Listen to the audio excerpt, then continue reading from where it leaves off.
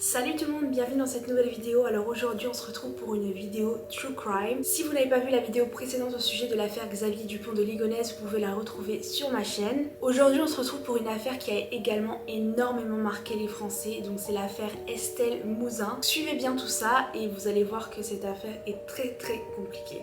C'est parti.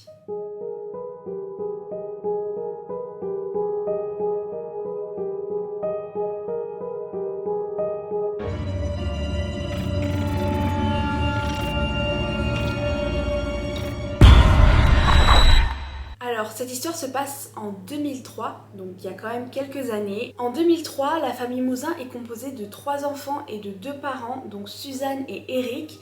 Suzanne et Eric sont en instance de divorce, donc Suzanne vit dans un quartier résidentiel à Guermantes avec Estelle et Lucie, donc ses 2 filles, tandis que Eric vit avec son fils à 60 km de là, au Vésinet. Donc le 9 janvier 2003, Estelle sort de l'école avec 2 de ses amis et elles décident de faire le chemin ensemble pour rentrer à la maison.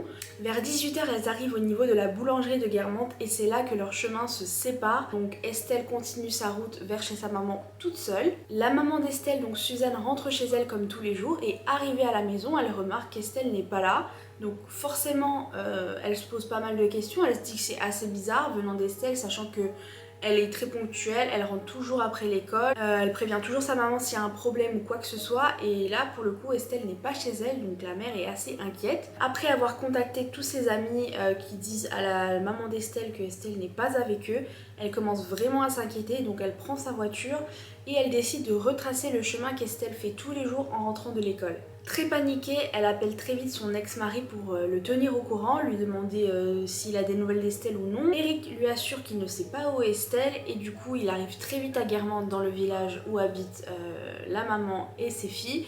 Et ils décident tous les deux de se rendre à la gendarmerie vers 20h. Les gendarmes prennent pas tout de suite ça au sérieux, ils pensent d'abord à une fugue, ils disent aux parents de pas s'inquiéter, qu'ils vont retrouver leur fille, etc. Et les parents, ils insistent, ils disent que c'est pas normal, que Estelle ne fuguerait jamais, elle ne leur ferait jamais ça. C'est une fille très calme, très timide, elle est pas du tout du genre à vouloir fuguer. À partir de ce moment-là, les gendarmes prennent ça au sérieux et du coup ils ouvrent un dossier judiciaire pour enlèvement et séquestration sur mineurs de moins de 15 ans. Ils commencent un peu à interroger tout le monde dans le village, donc je tiens à rappeler que c'était quand même un très petit village, donc tout le monde se connaît, dès qu'il se passe quelque chose, les gens le voient, les gens le savent, ça parle très vite. Et un témoin assure qu'à 18h15, il a bien vu Estelle au niveau de la boulangerie en train de rentrer chez elle. Donc la boulangerie est située à peu près 700 mètres de sa maison. De nombreux moyens sont mis très vite en place pour essayer de retrouver Estelle. Par exemple, il y a des plongeurs de la police qui sondent tous les plans d'eau de la région. Il y a des policiers qui retournent toute la forêt avec leurs chiens. Il y a des villageois qui se mobilisent en fait pour essayer de retrouver Estelle. En fait très vite cette histoire elle prend énormément d'ampleur. Comme on le sait très bien dans ce genre d'affaires, c'est vraiment les premières heures qui sont très importantes. C'est là où on peut repérer le plus d'indices. Le 14 janvier, donc 5 jours après la disparition d'Estelle, il y a plus de 600 policiers qui sont mobilisés pour perquisitionner toutes les maisons du village. Ils fouillent vraiment partout, que ce soit dans les murs, dans les frigos, dans les congélateurs. Ils veulent vraiment s'assurer qu'Estelle n'est pas dans le village. Ils ne laissent aucune piste de côté. Alors les médias couvrent très vite l'affaire. Ça fait vraiment le tour de la France. Ça choque tout le monde, tous les parents. Vraiment tout le monde est très inquiet pour Estelle à ce moment-là. Autre chose, ils utilisent même les données satellites pour voir si un satellite n'est pas passé par exemple au-dessus et n'aurait pas capté une image ou quelque chose qui pourrait les aider à résoudre cette affaire. Alors je vais vous donner maintenant une liste de suspects, de pistes qui ont été explorées. Alors vous vous doutez bien qu'il y en a bien plus que ça, mais là je vais vous donner les plus importantes, les plus perturbantes pour que vous puissiez un peu plus comprendre l'histoire en profondeur. Alors au départ, les policiers ils s'intéressent beaucoup au cercle proche d'Estelle. Souvent dans ce genre d'affaires, quand il y a très peu d'indices, on remet souvent en cause le cercle proche de la victime, donc on s'intéresse beaucoup aux parents. Étant donné que les 2 parents étaient en pleine instance de divorce, les policiers se demandent si l'un d'eux n'aurait pas pété les plombs tout simplement et enlevé sa fille ou l'aurait séquestrée, que ce soit pour une histoire de garde ou autre. Donc, eux les parents ils sont en pleine aberration, ils se demandent comment c'est possible qu'on puisse les soupçonner d'avoir fait une telle chose à leur fille. Ils se disent que les policiers ils perdent leur temps parce que leur fille, voilà, le temps compte et leur fille elle a disparu, et au lieu de se focaliser sur d'autres pistes beaucoup plus importantes, ils commencent à tourner autour d'eux. Alors 3 semaines après la disparition d'Estelle en février 2003, il y a une jeune femme, Florence Bloise, qui disparaît, donc elle est âgée de 38 ans à l'époque, et les policiers font très vite le lien entre sa disparition et la disparition d'Estelle. Leur point commun est tout simplement que la famille de Florence et la famille d'Estelle ont toutes deux hébergé des pèlerins polonais qui venaient à ce moment-là dans le coin pour assister à une assemblée à Paris. Donc la police se focalise sur cette piste pour voir s'il n'y aurait pas un lien en fait tout simplement entre les deux.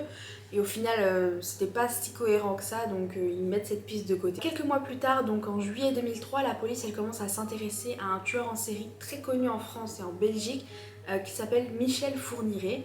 Alors Michel Fourniret, il est vraiment connu pour des affaires d'enlèvement, de séquestration, de viol sur des jeunes femmes ou des adolescentes. Donc là, il commence à regarder un peu s'il a un alibi ou pas, qu'est-ce qu'il faisait le jour de la disparition d'Estelle. Et du coup, Michel Fourniret leur dit que le jour-là, il a passé un appel à son fils parce que c'était le jour de son anniversaire. Donc il était bien chez lui et il a bien passé un appel à son fils. Alors chose qui est très bizarre, mais on va en reparler plus tard, c'est que il passe un appel à son fils, d'accord, très bien, de chez lui apparemment, ok, parce qu'ils ont vérifié les relevés téléphoniques, mais le fils n'a pas répondu.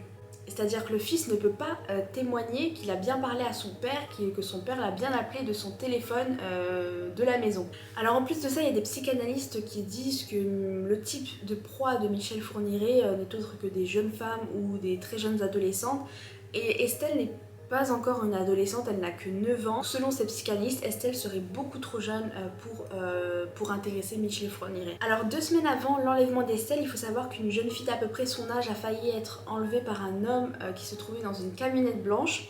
Heureusement pour elle, elle a réussi à s'enfuir, elle a prévenu la police, ils ont même fait un portrait robot de cet homme. Et forcément, la première chose que la police fait, c'est qu'ils montrent des photos de Michel Fourniret à la jeune fille, surtout que Michel Fourniret avait également une camionnette blanche à cette époque. Et la jeune fille est sûre et certaine que ce n'est pas Michel Fourniret qui l'a kidnappée. Donc forcément, à partir de ce moment-là, ils décident de mettre totalement le dossier Michel Fourniret de côté, car pour eux, il n'a rien à voir dans cette affaire. Quelques années plus tard, donc en 2006, la police retrouve dans l'ordinateur de Michel Fourniret des photos d'Estelle, donc des photos qui sont parues dans les journaux, etc., ainsi que des extraits du journal télévisé parlant de l'affaire Estelle Mouzin. Donc la police le suspecte de nouveau, mais étant donné qu'ils n'ont rien de plus, ils ne peuvent pas l'arrêter. En janvier 2009, la police elle retrouve sur un site estonien pédophile une photo d'une jeune fille d'une quinzaine d'années qui ressemble énormément à Estelle, donc je vais vous mettre une photo. Et à ce moment-là, tout le monde se dit c'est elle, c'est sûr, oh mon dieu la pauvre, qu'est-ce qu'ils lui ont fait subir, qu'est-ce qu'elle subit encore. Et en faisant des recherches bien plus profondes, ils apprennent qu'en fait cette photo elle date de bien avant la disparition d'Estelle, donc ça ne peut pas être elle. Donc c'est encore une fois la douche froide pour la famille et pour les policiers. Alors en 2010, donc 7 ans après la disparition d'Estelle, les policiers diffusent un portrait d'elle vieillie, parce que si elle est encore en vie et qu'elle se trouve quelque part en France ou en Europe, peut-être que quelqu'un la reconnaîtra et pourra la signaler. Pendant toutes ces années, à chaque nouvel enlèvement ou nouvelle affaire, les parents d'Estelle ils saisissent le juge à chaque fois pour essayer en fait de faire le lien entre leur affaire et les autres affaires, pour essayer de voir s'il n'y a pas un indice, quelque chose qui pourrait concorder entre toutes les affaires.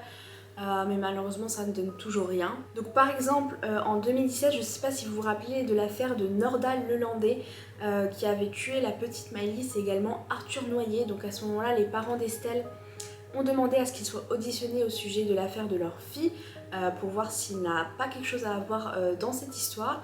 Et malheureusement en fait Nordal Lelandais a un alibi puisqu'il se trouvait en Guyane au moment de l'enlèvement de la petite Estelle. Alors en septembre 2018, on revient de nouveau à la piste sur Michel Fourniret et du coup à ce moment-là, les policiers décident d'effectuer des fouilles au domicile de l'ex-femme de Michel Fourniret, donc Monique Olivier. Et il faut savoir qu'elle est complice de la plupart de ces meurtres et de ces agressions, de ces enlèvements et de ces séquestrations Alors les enquêteurs continuent énormément d'auditionner Michel Fourniret, de lui poser plein de questions pour savoir s'il n'a pas un lien avec cette affaire.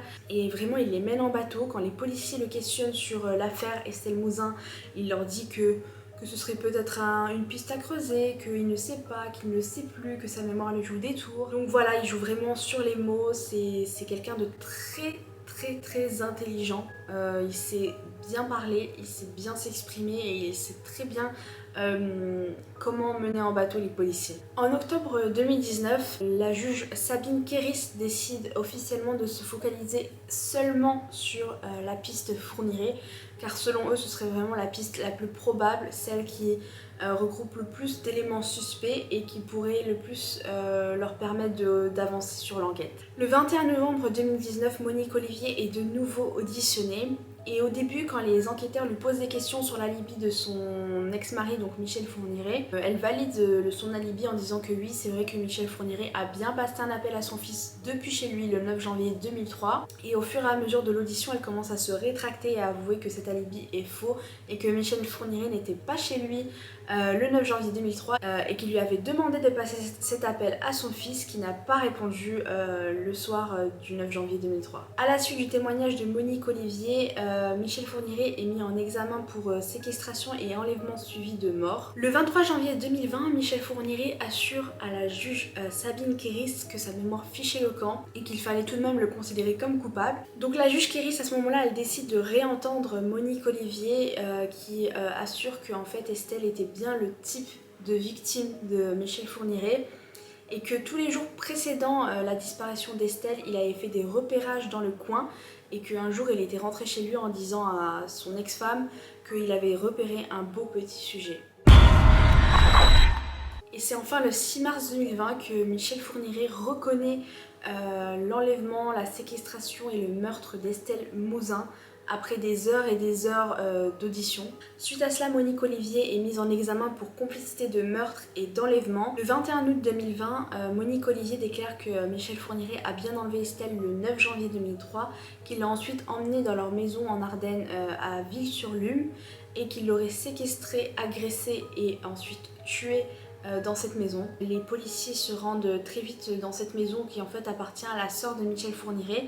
Et sur un matelas de la maison, ils retrouvent en fait l'ADN partiel d'Estelle Mouzin. En avril 2021, Didier Seban, en fait l'avocat des parents d'Estelle, déclare que Monique Olivier a enfin reconnu sa complicité en fait dans cette affaire. Monique Olivier assure qu'elle n'était pas présente lors de l'enlèvement de la jeune fille en Seine-et-Marne, mais qu'elle était bien là dans les Ardennes, dans la maison où elle se trouvait encore vivante. Elle a également dit qu'elle allait aider les policiers à retrouver l'endroit où elle a été enterrée par Michel Fourniret. Quelques jours plus tard, donc toujours en avril 2021, les policiers donc continuent leur recherche, essayent vraiment de retrouver l'endroit où a été enterrée Estelle. Et malheureusement, en fait, les recherches ne donnent rien du tout, ils ne retrouvent aucune trace d'Estelle. Le 10 mai 2021, Michel Fourniret décède à l'hôpital à Paris de suite de problèmes cardiaques, ce qui représente un total drame pour la famille d'Estelle, qui se dit qu'ils n'arriveront peut-être jamais à retrouver leur fille parce que tout simplement Michel Fourniret était le seul à savoir où il a enterré Estelle en 2003. Le 15 novembre 2021, Monique Olivier est extraite de prison tout simplement pour aider les policiers à retrouver l'endroit où Michel Fourniret aurait probablement enterré Estelle. Donc les recherches continuent mais malheureusement ils ne trouvent toujours rien malgré que Monique Olivier soit là pour les guider. Donc aujourd'hui nous sommes en 2022 et malgré toutes ces recherches, les policiers n'ont toujours pas retrouvé le corps d'Estelle Mouzin qui aurait eu aujourd'hui 28 ans. J'espère sincèrement que les policiers vont continuer à rechercher Estelle et qu'un jour ils pourront enfin la retrouver pour que les parents puissent lui rendre un hommage convenablement et qu'elle puisse enfin reposer en paix. Voilà, c'est la fin de cette vidéo, j'espère qu'elle vous aura plu. Si c'est le cas, n'hésitez pas à liker et à vous abonner et aussi à me laisser un petit commentaire pour me dire quel type d'histoire vous aimeriez que je vous raconte. D'ici la prochaine vidéo, je vous fais de gros bisous et surtout prenez soin de vous. Ciao!